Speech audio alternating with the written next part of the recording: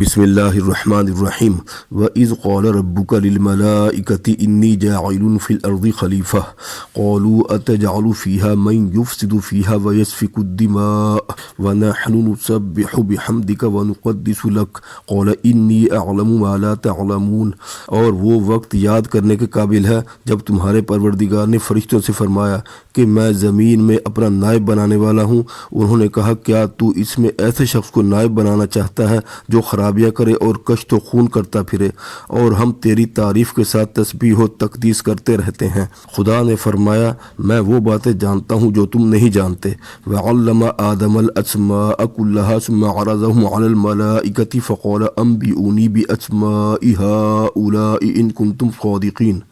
اور اس نے آدم کو سب چیزوں کے نام سکھائے، پھر ان کو فرشتوں کے سامنے کیا اور فرمایا کہ اگر تم سچے ہو تو مجھے ان چیزوں کے نام بتاؤ۔ قالوا سبحانک لا علم لنا الا ما علمتنا انک انت العلیم الحکیم۔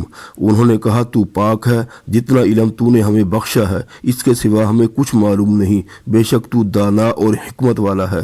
قال یا آدم انبئهم باسمائهم فلما انبأهم باسمائهم قال الم اقل لكم انی اعلم غیب السماوات والارض واعلم ما تبدون وما کنتم تکتمون۔